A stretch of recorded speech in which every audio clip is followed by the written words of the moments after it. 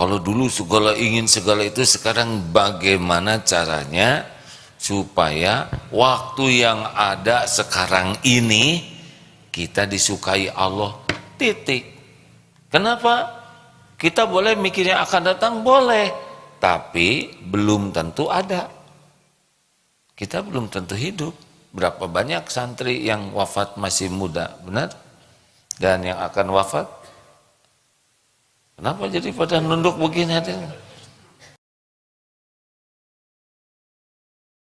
عليهم ولا الضالين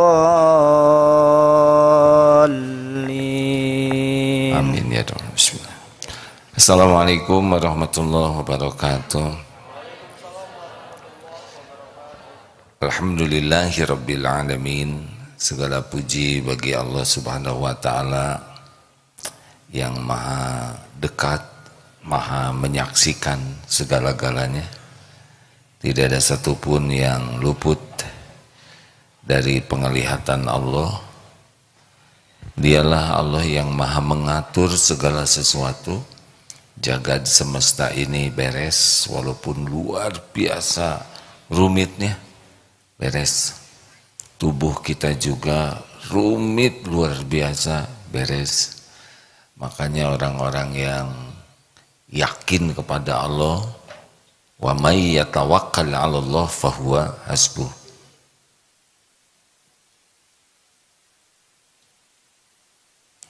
Orang yang yakin Allah yang akan mengurus dirinya, Allah akan urus.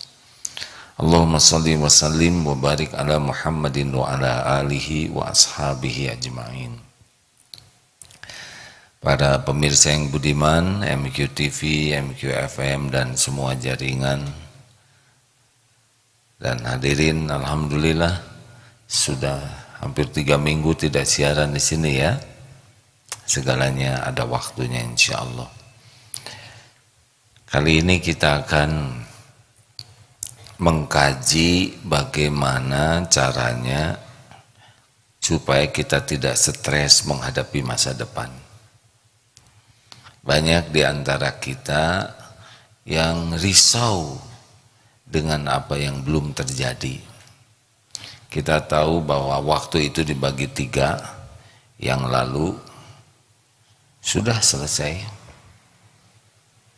yang akan datang belum terjadi, dan saat ini. Harusnya yang lalu tidak membuat kita sengsara, dan yang akan datang tidak membuat kita sengsara.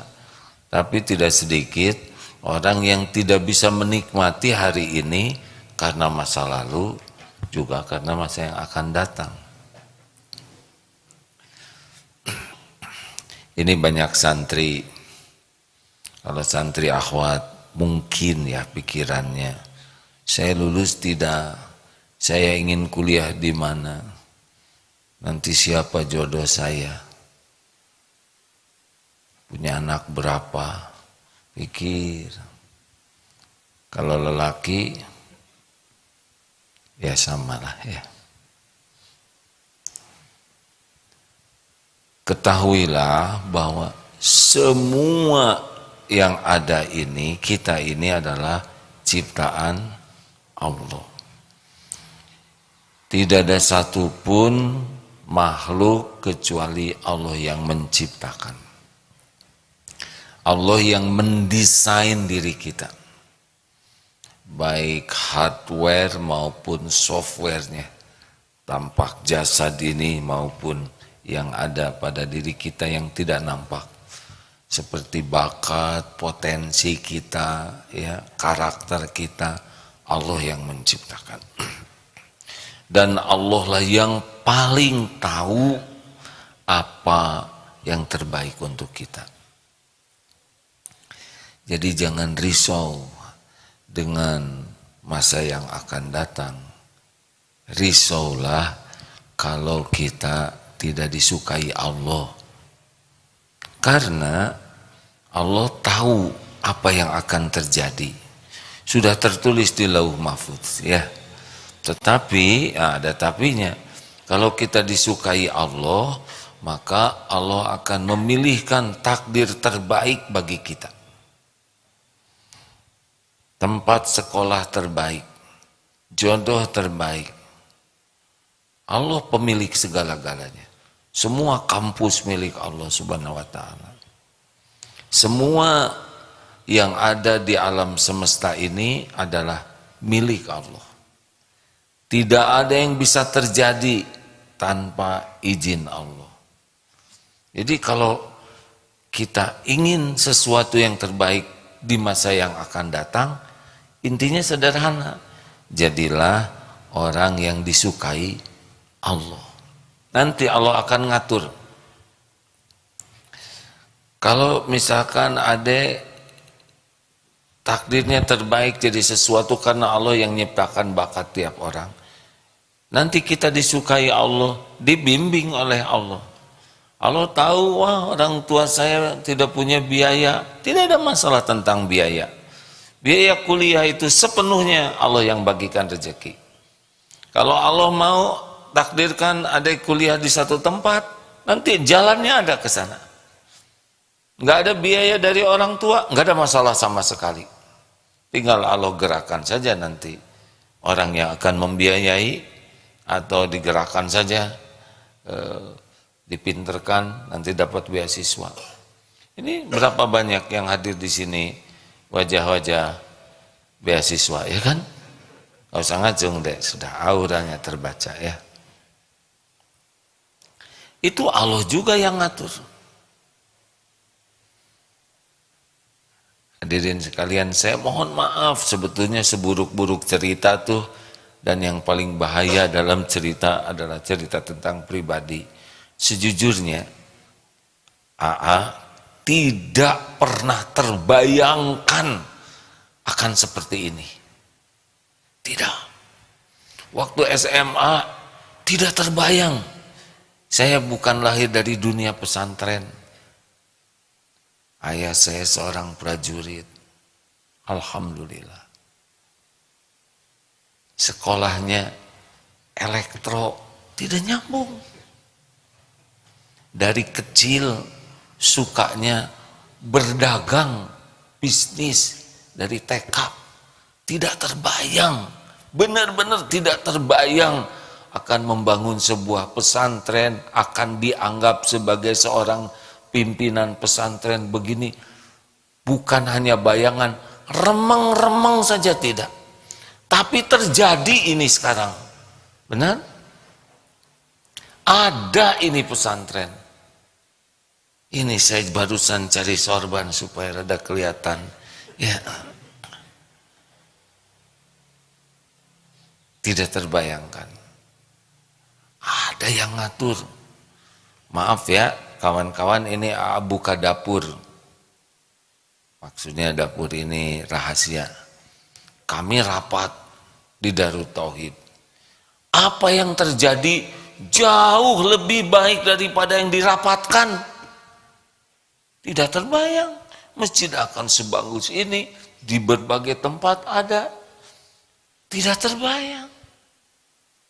Ada bayangan, cuman sederhana bayangannya. Ada yang ngatur. Maka sekarang lebih simpel. Kalau dulu segala ingin segala itu, sekarang bagaimana caranya supaya waktu yang ada sekarang ini kita disukai Allah, titik. Kenapa? Kita boleh mikirnya akan datang, boleh, tapi belum tentu ada.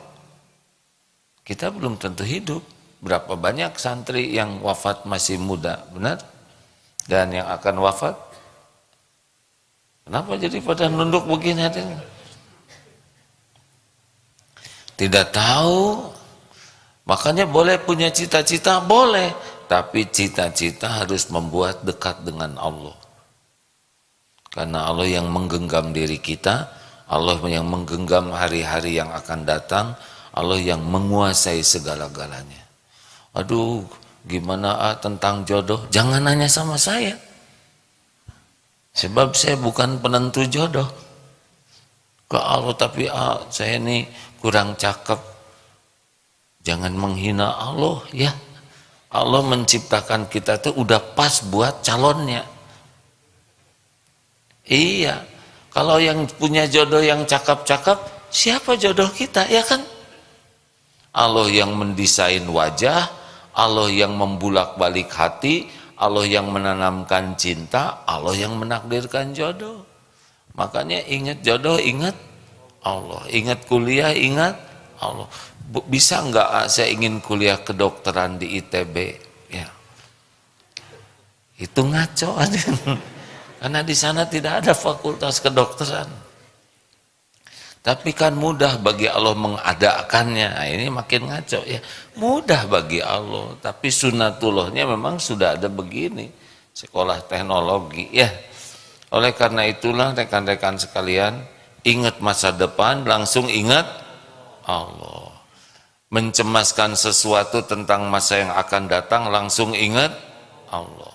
Apapun di masa yang akan datang sepenuhnya hanya bisa terjadi dengan izin Allah Subhanahu wa taala. Yang paling penting bukan hanya izin Allah, yang penting kita mendapatkan sesuatu yang Allah ridhoi. Gimana caranya? Ya, pertama kita harus husnuzon kepada Allah. Karena ana inda dzanni abdi bi, aku sesuai dengan prasangka hambaku. Berbaik sangka kepada Allah.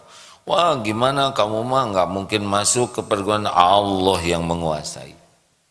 Pokoknya jangan pernah kita berburuk sangka kepada Allah. Seperti ada yang, Bu, kenapa ibu nggak haji? Mah, boro-boro haji. Saya mah ongkos pulang ke rumah juga pas-pasan. Ini buruk sangka kepada Allah. Padahal kalau Allah mengundang seseorang haji, pasti Allah buat jalannya sampai ke sana. Ya seperti yang diceritakan, kemarin 180 orang sekitar itu rombongan.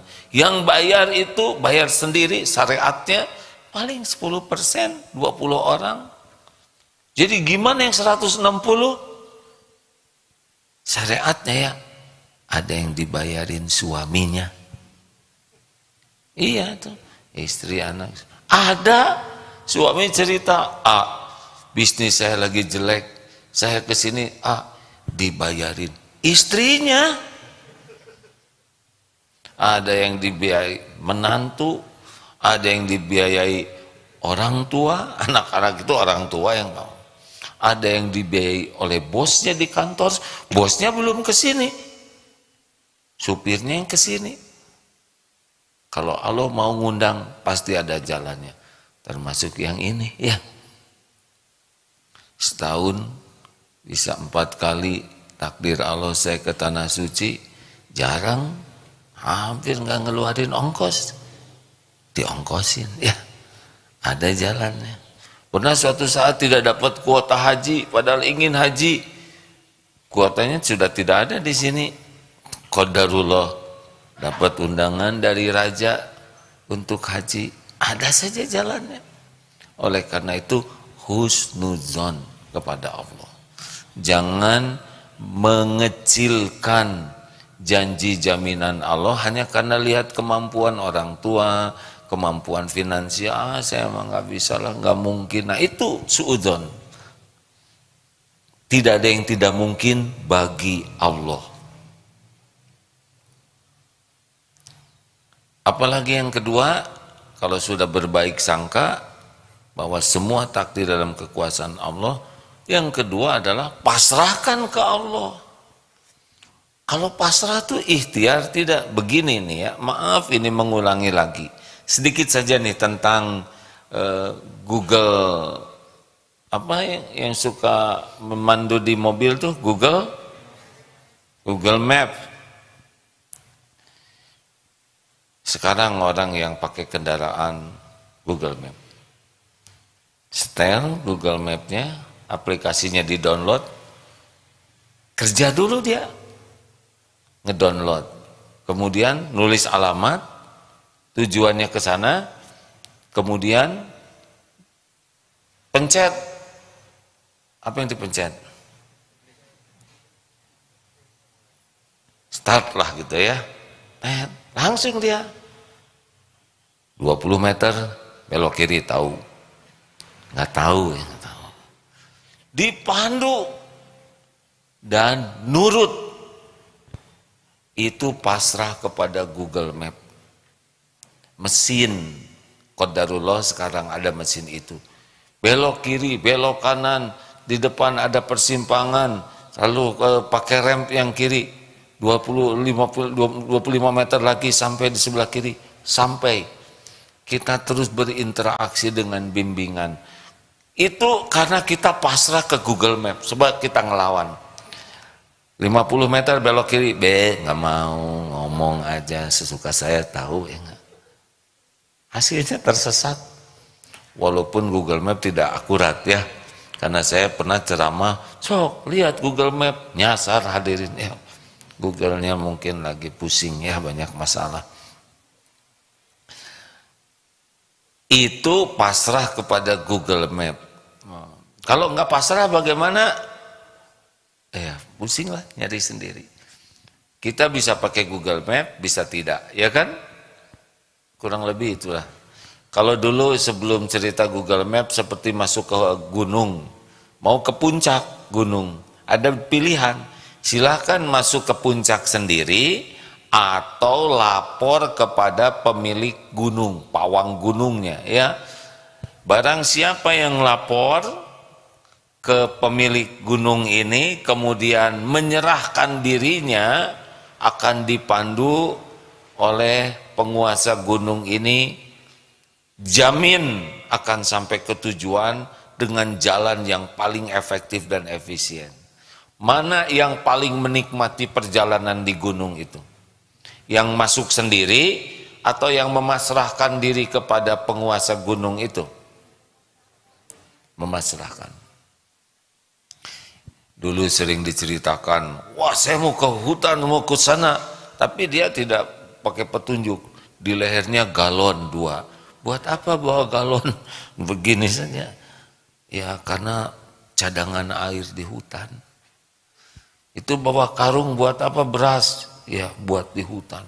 Itu kenapa bawa golok gergaji buat di hutan? Ini apa? Kompor, selimut, menderita dari awal. Tapi ketika lapor nggak usah bawa galon. Nanti saya tunjukkan mata air di hutan. Saya juga bekal ngasih tahu mana pohon yang ada airnya yang bisa diminum. Cukup bawa flash kecil saja. Ini apa kok bawa beras? Ya buat masak di hutan, nggak usah. Bawa sekarung gitu paling 10 meter udah tengkurap. Nanti cadangan makanan di hutan, beres. Itu kenapa pakai baju besi? Ingat pakai, takut ini, ular dipatuk. Tenang, saya beritahu semua binatang-binatang berbahaya di hutan ini dan cara menghindarinya, cara mengatasinya. Enak kan? Ketika nanjak, Pak, kenapa ini nanjak terus, Pak? Shh, ini jalan terpendek untuk dapat nangka. Ini nangka di atas. Jadi nanjak, tapi kalau tahu ini bakal dapat makanan jadi happy. Betul? Ini kok jalannya licin begini, ini mau ke mata air. Senang dia. Kerusuk-kerusuk, wah itu ada babi hutan. Tenang, tinggal belok. Set, beres ya. Karena babi hutan nggak bisa belok. Kalau ada yang ngasih tahu mah gampang hidupnya. Sama ujian juga kan, ulangan. Aduh ini soal susah, kata guru B. Langsung beres ya kan. Padahal aslinya A. Artinya ribet itu kalau tidak ada yang nuntun. Betul? Dengar nih ya, doa keluar rumah. Barang siapa yang keluar dari rumah dan berdoa Bismillah dengan nama Allah, tawakkaltu 'ala Allah, saya bertawakal kepada Allah, saya pasrahkan diri saya kepada Allah sepenuhnya. Bismillahi tawakkaltu 'ala Allah, la haula wala quwata illa billah, sungguh saya tidak ada daya, tidak ada kekuatan kecuali dengan izin Allah, dari Allah. Apa? Kepada orang ini dikatakan seketika itu, hudita wa kufita wa wukina, ditunjuki, dicukupi, dilindungi. Tuh hadirin, hanya dengan doa itu. Tapi kan banyaknya orang keluar rumah lupa doa itu. Ada yang keluar rumah doa Bismillahirrahmanirrahim, enggak ingat doa itu apa artinya. Ada yang ingat artinya, belum yakin dengan janji jaminan Allah. Tapi kalau kita keluar dari rumah, Bismillah, dengan namamu ya Allah, tawakkaltu 'alallah, saya bertawakal kepadamu, saya serahkan diri saya, urusan saya kepadamu. La haula, sungguh saya tidak punya kekuatan apa-apa, tidak punya daya, wala quwata, tidak punya kekuatan, saya tidak punya kemampuan apa-apa untuk meraih manfaat atau menolak mudarat. Saya tidak punya kemampuan untuk berbuat taat atau menjauhi maksiat, illa billah, kecuali dengan pertolonganmu ya Allah. Allah tahu siapa hambanya yang doa, Allah tahu siapa hambanya yang doa dan mengerti apa yang dia ucapkan.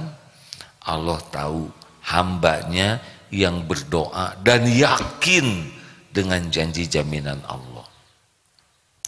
Tingkatan ini sangat menentukan hasilnya. Nanti ditunjukin. Kalau harus ketemu ilmu, kita ketemu ilmu itu. Maaf ya, seperti sekarang nih, pagi ini, yang takdirnya harus dapat ilmu ini, dengar dia di sini sekarang atau di medsos. Tapi ada juga yang ke masjid, tapi kelihatannya nggak dapat ilmu. Ya itu dia tuh yang nyender. Ada apa? Karena subhanallah, subhanallah, subhanallah. Langsung wirid ya. Kalau memang kita harus ketemu orang dan Allah menakdirkan sesuatu lewat orang itu, kita ketemu orang itu. Semua makhluk Allah yang menggenggam. Kalau Allah menghendaki kita dapat sesuatu, dapat, nggak bisa dihalangi, nggak bisa dicegah, nggak bisa dimundurkan. Apa yang Allah kehendaki, innama amruhu idza arada syai'an ayyakula lahu kun fayakun. Makanya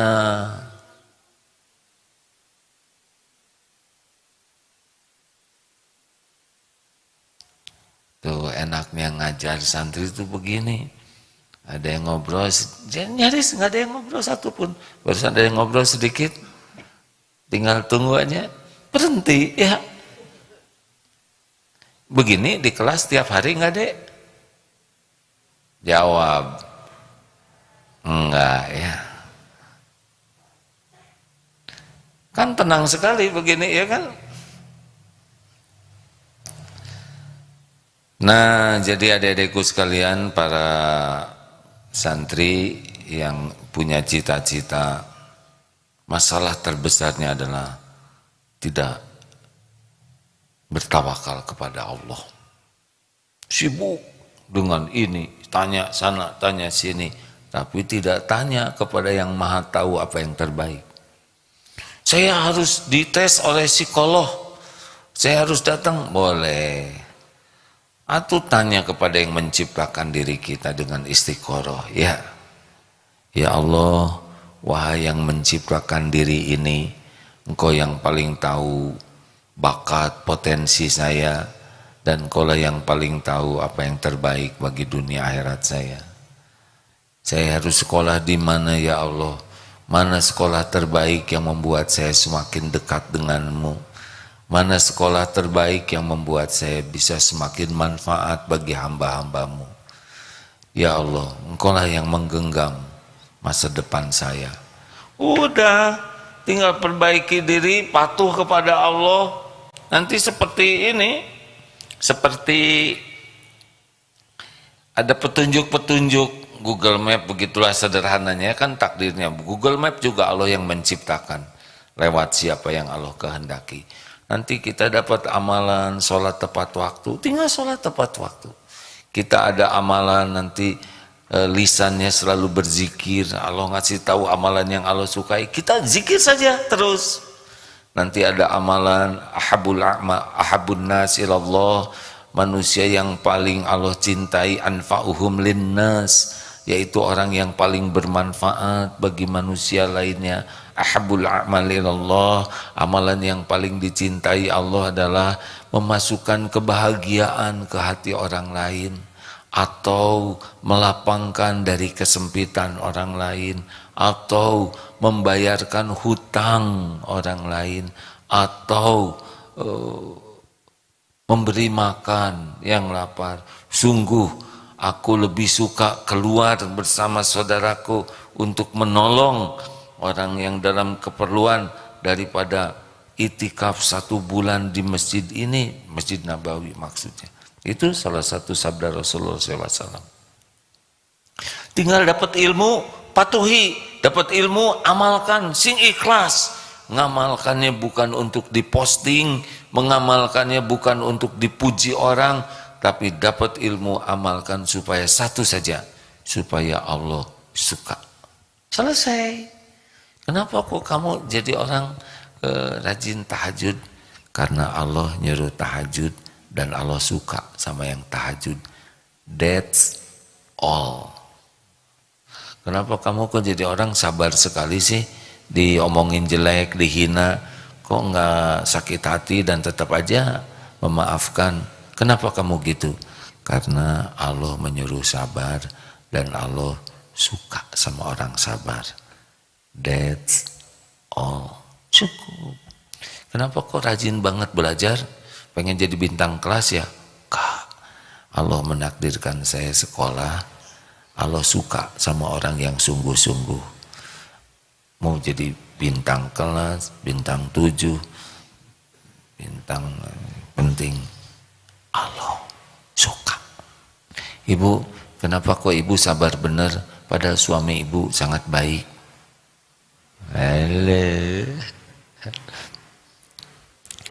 Ya karena Allah menyuruh jadi istri yang baik dan Allah suka, maka itulah yang saya lakukan. Jadi kita nggak kepikir karir, nggak kepikir rezeki, nggak kepikir pujian orang. Yang kita pikir satu aja, agar Allah suka. Selesai. Dan Allah tahu bahwa kita ingin disukai Allah. Allah tahu kita mengamalkan ilmu tujuannya supaya Allah suka. Coba, man soma Ramadana imanan wahtisaban gufirolahu ma taqaddama min dambi.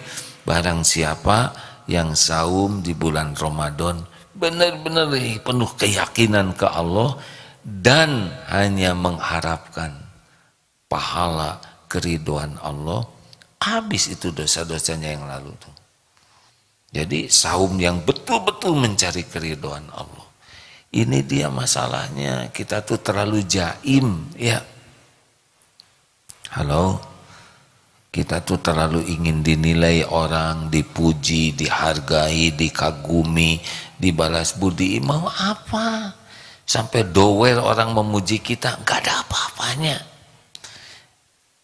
Tapi saya sakit hati dihina orang. Yang bahaya tuh bukan mulut orang. Yang bahaya tuh mulut siapa? Kok nggak jawab sih hadirin? Yang bahaya mulut siapa? Mulut diri sendiri? Emang diri sendiri bukan orang? Itu kan mulut orang. Yang bahaya tuh bukan mulut orang lain, tapi mulut sendiri lagi. Mulut diri sendiri. Kita tuh tidak dihisab mulut orang. Dihisab mulut tetangga, enggak. Oleh tetangga yang dihisab mulut sendiri. Jadi harus bagaimana kalau tawakal, cari ilmunya, apa yang Allah suka, amalkan supaya Allah suka, selesai begitu aja hidup ini, nggak ruwet ya. Nanti ada episode macam-macam, nanti ada episode kita kena ujian, dihina, difitnah, itu juga di sana ada amalan yang membuat Allah suka. Innallaha ma'as-sabirin, sesungguhnya Allah bersama orang yang sabar. Sabar saja, nanti beres sendiri kok. Allah lihat kita sabar, kita menahan diri, kita berusaha melakukan yang Allah suka. Pada waktunya ambil musibah itu ya. Yang menghina kita, kalau kitanya idfa billati hiya ahsan, tolak keburukan dengan cara yang lebih baik.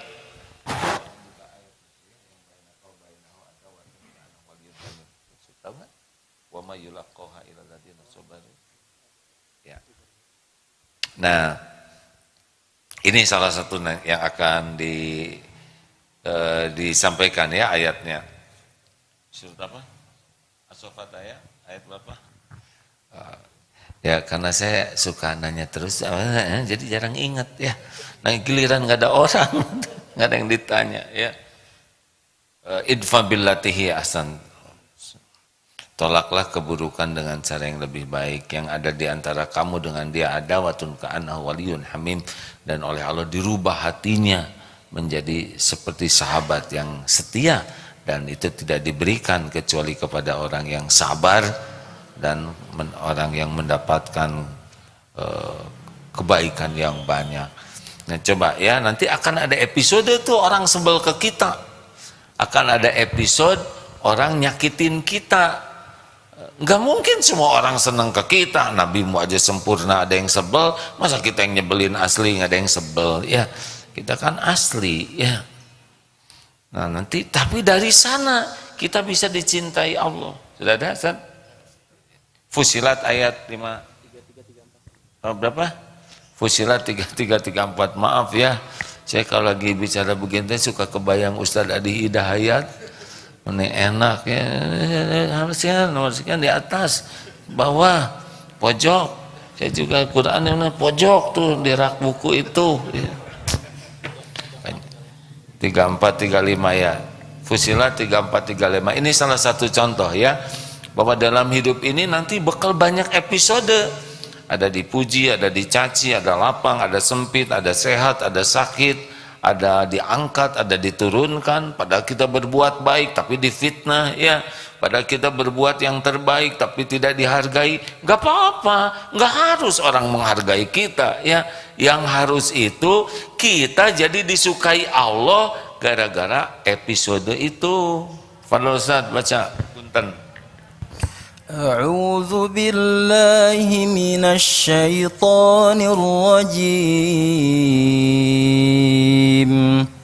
ولا تستوي الحسنة ولا السيئة ادفع بالتي هي أحسن فإذا الذي بينك وبينه عداوة كأنه ولي حميم وما يلقاها إلا الذين صبروا وما يلقاها إلا ذو حظ عظيم.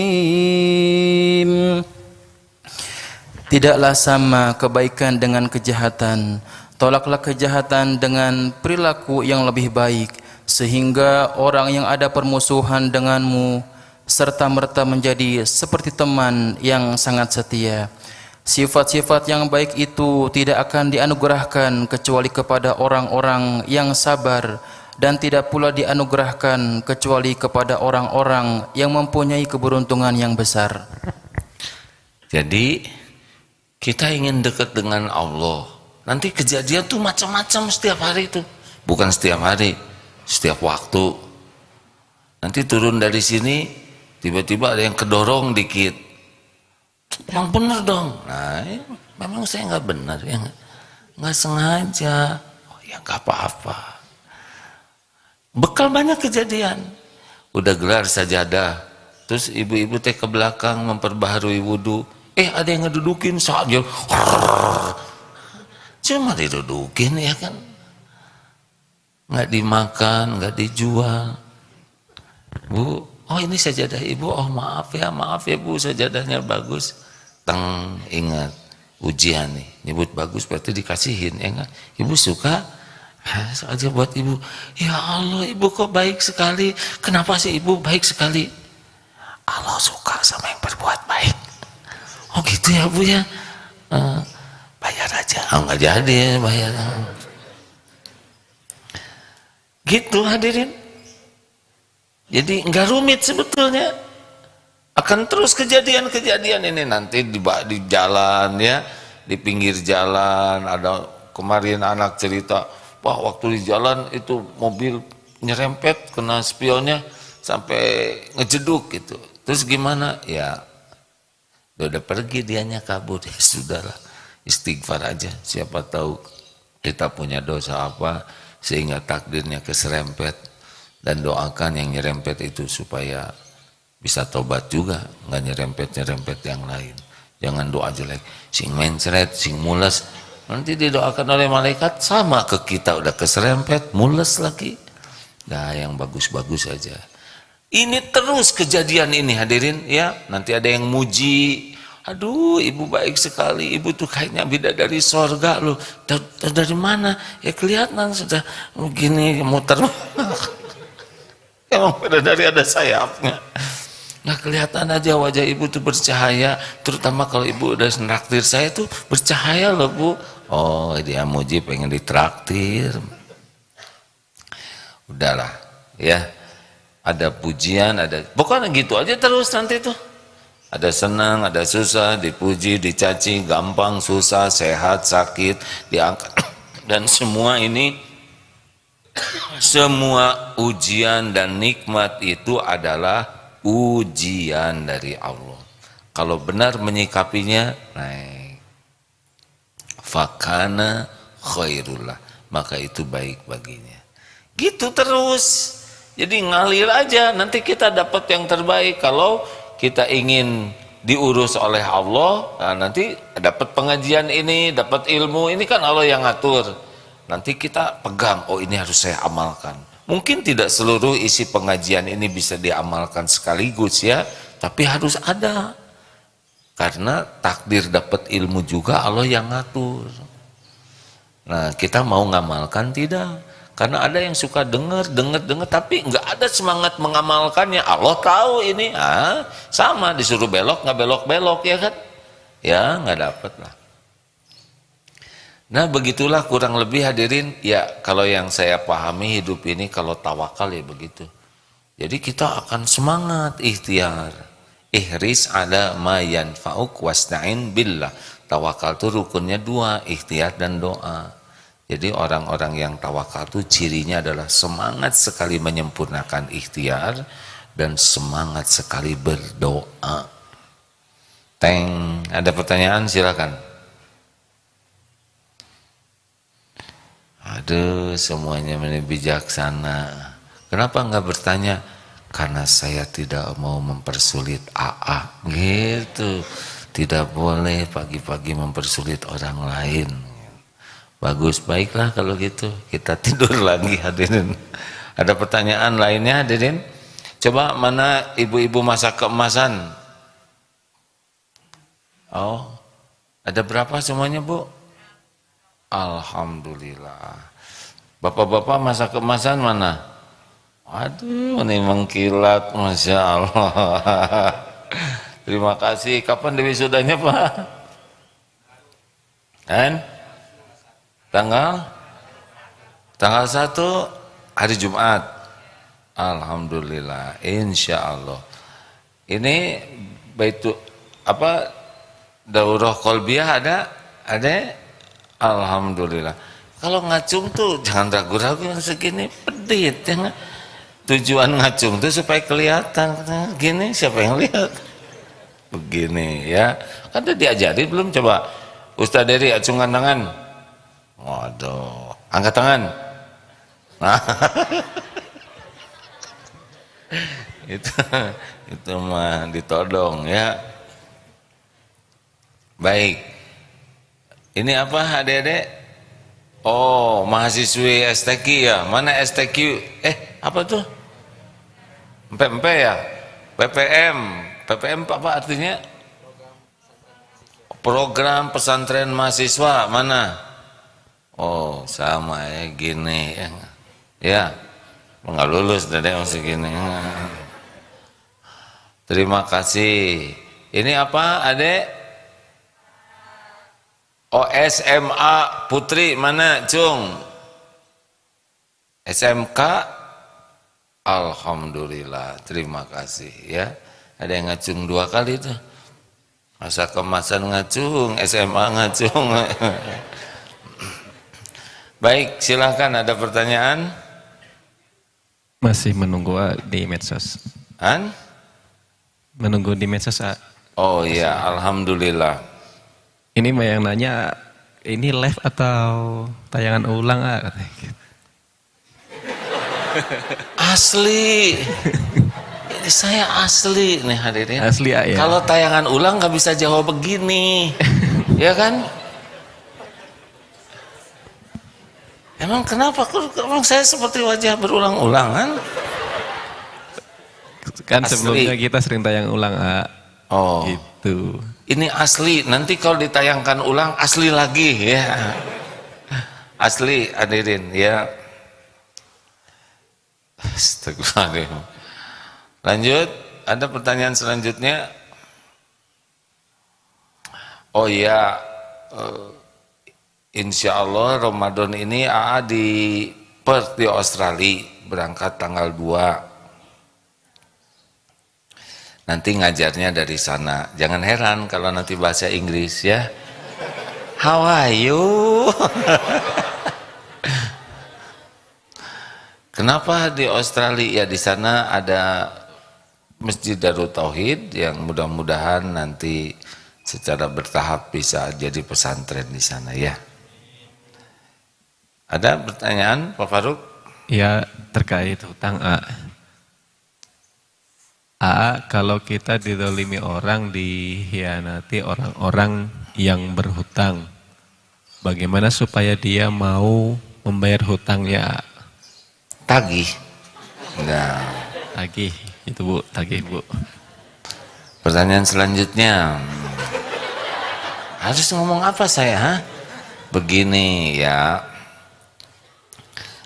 Memang tingkatan hutang macam-macam, jenis utang juga macam-macam. Ada hutang, ada kita hutang karena bisnis, kerjasama. Ada orang berhutang dan orangnya udah tipis harapan mengembalikan lah ya. Jadi dia sulit sekali hidupnya tuh. Gimana kalau kita menghutangi orang yang kelihatannya bakal nggak bayar, udah siap-siap aja di hatinya ini nggak kembali. Gak apa-apa. Gimana caranya? Gini ya, tekniknya supaya kita lebih ringan. Satu, untung bukan saya yang bagian susah. Jadi kalau ada orang susah minta tolong ke kita, ini kan sama-sama hamba Allah. Dia hamba Allah, kita hamba Allah. Betul tidak? Kita harus bersyukur kita tidak dalam posisi kepepet. Untung kita yang bagian punya uangnya. Kalau Allah mau ngebalikin, seketika bisa berbalik itu. Kita yang jadi kepepet, berapa banyak yang asalnya punya dan jadi tidak punya sama sekali. Dan itu tidak sulit bagi Allah. Jadi, aduh, alhamdulillah saya bagian yang ngutangin, bukan bagian yang minta utang, mengajukan hutang. Yang kedua, kalau kita lihat orang yang berhutang ya, selain kita posisi, kita empati betapa susahnya orang yang punya hutang itu ya. Udah malu, udah ya kecenderungannya bohong kan kalau punya utang tuh. Nanti saya bayar ya, sambil dia sendiri belum tahu bekal dari mana bayarnya. Biasanya kan gali lubang tutup lubang. Makanya kita empati, oh ya udah berat sekali ya, dan nyata. Tapi dia berulang-ulang, Ada orang yang memang episode hidupnya itu kepepet terus. Bukan tidak berusaha hadirin ya. Baru usaha jualan ini untungnya dikit kemakan lagi ya. Ada yang memang begitu, bukan tidak usaha ya, namanya juga ada fakir, ada miskin. Ada yang dia usaha tapi tidak pernah cukup. Lalu kalau kita nolong, bantu ya kita bersyukurlah kepada Allah, kita dijadikan jalan. Makanya kalau suatu saat nggak kembali ya udah nggak apa-apa, halalkan aja. Gitu. Jangan sampai kita mikirin uang yang dipinjam orang sampai lupa mensyukuri rezeki yang ada. Kan ada di sana 1 juta, di sana stres tiap malam tuh mikirin yang nggak ada. Yang ada tidak disyukuri. Ini pernah kejadian. Ada cerita, ini nikahkan anaknya, terus si menantunya dikasih modal. Ini orang kaya nih, sampai di Singapura punya apartemen. Udah gitu anaknya tuh pisah. Dan modalnya tuh nggak dipulangin. Waduh, marah, dendam sekali. Sampai di opname di rumah sakit, mikirin modal yang nggak dikembaliin oleh menantunya. Padahal 2 miliar itu tidak ada apa-apanya dibanding dengan ratusan miliar. Tapi dia lebih sibuk mikirin yang nggak ada daripada nyukurin yang ada.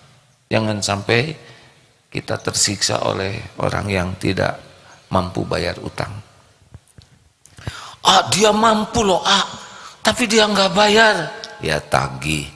Kalau ditagih dia malah lebih galak daripada saya. Ya udah, doain aja supaya dia bisa bayar. Doain supaya dia kaya. Enak aja, udah ngutang didoain kaya. Ya udah tuh, doain apa terserah, dinasehatin ngelawan terus ya. Kalau dia didoain mules terus, dia biayanya buat bayar utang dipakai berobat ya kan. Mending doain kaya, rugi sebab saya juga nggak kaya-kaya.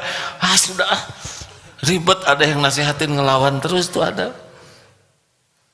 Padahal kan nggak ada ruginya ngedoain orang lain jadi makmur, benar?